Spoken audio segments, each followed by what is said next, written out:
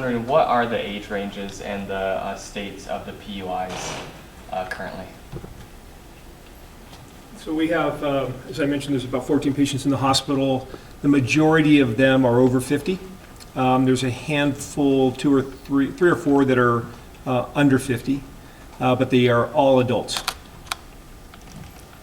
And how many ventilators are being used? There's a total of 4 ventilated patients right now in that unit.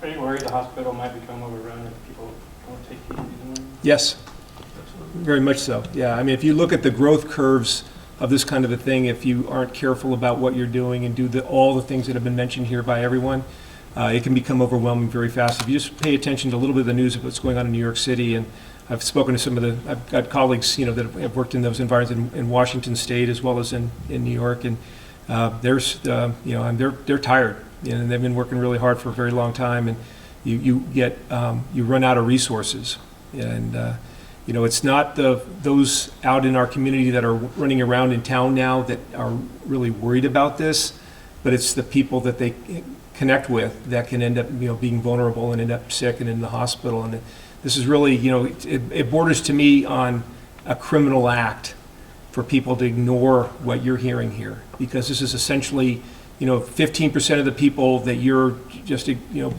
being flippant about and just going out and doing this and contacting and getting other people sick. 15% of them are going to end up in the hospital, and somewhere around 5% of them are going to be sick enough that they need to be in a critical care unit, and a significant portion of that population will die.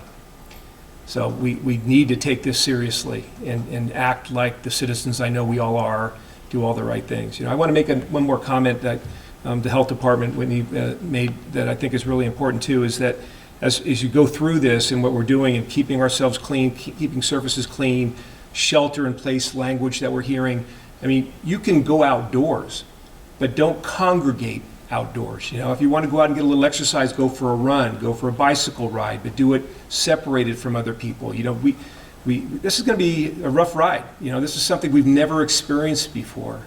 And we're talking, people are saying 2 weeks, what have you. This is going to be months that we're going to be going through some level of care about this. If you look at the graphs that show what happens if you dampen this curve, if you don't, it's an apex, and that's overwhelming. Nothing, we don't have the resources to manage that if we don't do something. If we're good at what we do, we lower the curve, and then it starts getting better. We loosen things up, and it comes back again. So you get this kind of bimodal distribution. We'll be going on for months.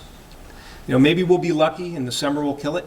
There's some thought that might happen if it gets hot. Like many other seasonal viruses, it'll get better, but we don't know. This is something brand new, and it's hitting both the northern and the southern hemisphere at the same time. So it's a little hard to believe that it's going to go away just because the weather gets warm. But let's keep our fingers crossed, and also just believe in the ingenuity and the science that we have in this country. It's robust, and we can get a vaccine, hopefully sooner than later. We've got some treatments now that you've heard about that, hopefully can help blunt the disease as well and keep people well longer. And we can change the course of this, but it really takes all of us to do it together. It's a community effort, and we got to work on it really hard together and sacrifice to make this work successfully. So on the vaccine front, can you tell us the latest, please?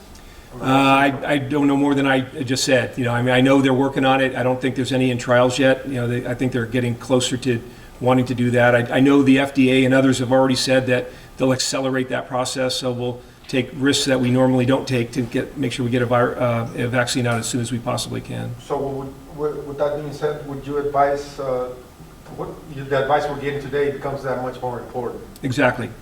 Yeah. I mean, we're favorable information about a few different drug treatments that might be able to blunt the degree of the disease, but we have no cures, and we are all blank slates immunologically for this disease. So, if you get exposed to it, you will get it.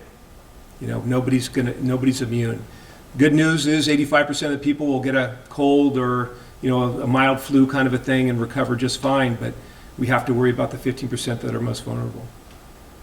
Did the hospital see exponential growth over the weekend? No.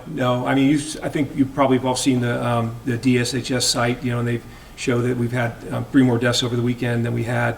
The biggest issue that we have is the lack of availability of getting those test results back, and I suspect that this week we'll get some test results back that'll change the dynamic a little bit. Are you or the public health department, are you guys concerned about man camps in the region? You want to address that?